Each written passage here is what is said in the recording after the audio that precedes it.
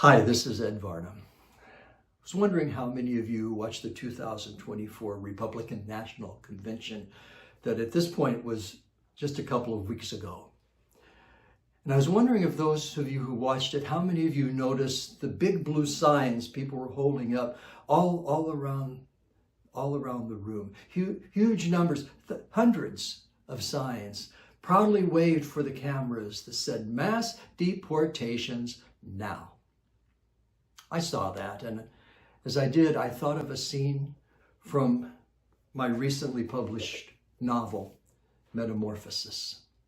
The scene takes place between the narrator, Marty Mays, who was a high school student in 1963, and one of his best friends, Ricky Sapien, whose parents had immigrated when they were younger to the United States from Mexico. As they shared together, he told the story of what happened after they immigrated, how they immigrated here, and some of the things that happened after that. Ricky says, "It was my father's dream to move to America. My parents were young. The border was more open then, and after they married, they just left. They went straight north to a tiny village in California named Andadre. My parents didn't stay very long. It's so small and there's no way to make a living there, but it's got almost all Spanish-speaking people, mostly from Mexico, and it was just across the border from where my family lived. My parents had some family there, cousins, I think. Family helped them, and they sent them on their way to Yuma. Long story short, Marty, my parents came to this country when they were young. They were just 18 years old in 1938 when they came to the town of Yuma.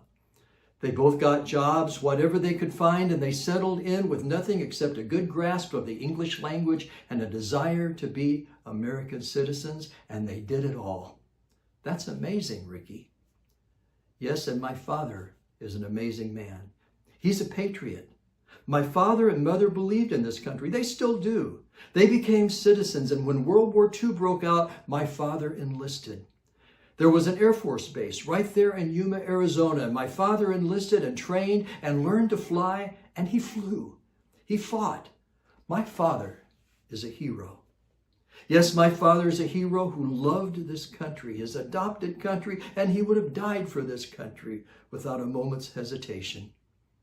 Ricky stared ahead as he spoke, staring into the emptiness that he seemed to be feeling inside. He seemed so deeply sad at that moment. And then he scowled, and he looked at me.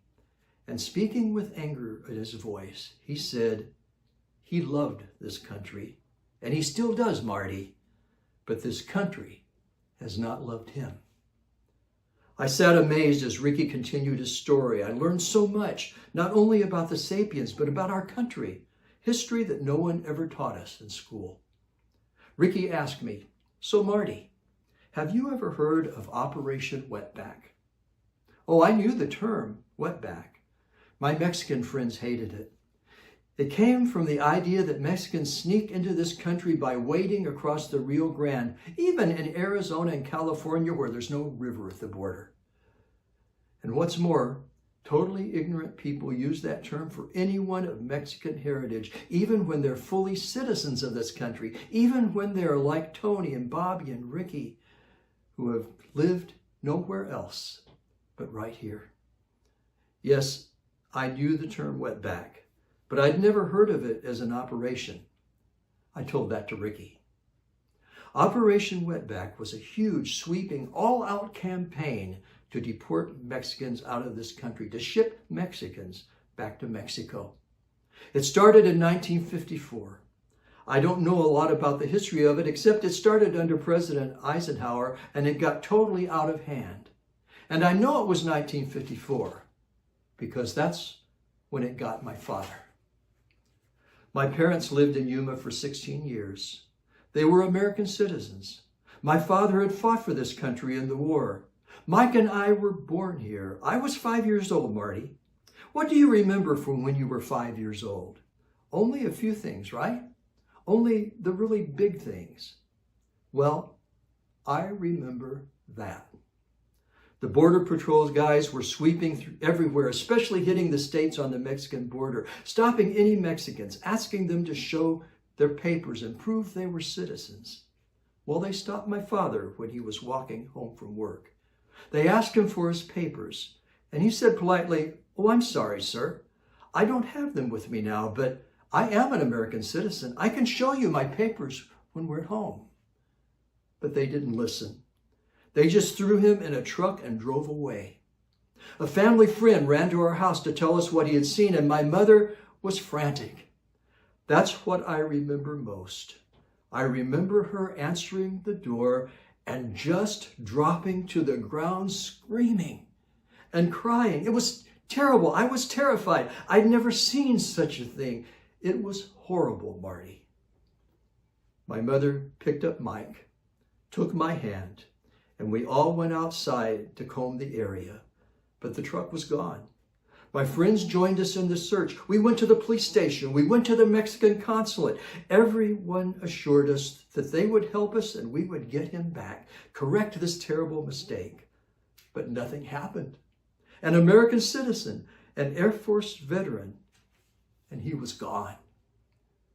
We found out later that he was loaded on a bus somewhere, filled with men, women, and children. All of them were deported into Mexico, and they didn't just take them across the border somewhere where we might find him or he could make his way home. They took him all the way deep into Mexico, deep into the south where he knew no one. He had no money or belongings, no place to sleep or survive. They took him deep into Mexico along with all those other people and just dropped them all off and left them there. That's horrible, Ricky. That's awful. Yes, Ricky said, it was awful. But my father is strong and he's smart. He talked to people and he did odd jobs for food. He got rides north. He made a call to his friend at the consulate in Yuma who worked with authorities to right this wrong. My father was a citizen, Marty, and he had friends. He knew people.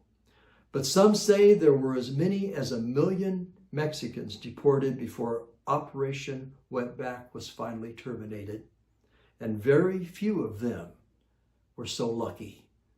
And most never made it back.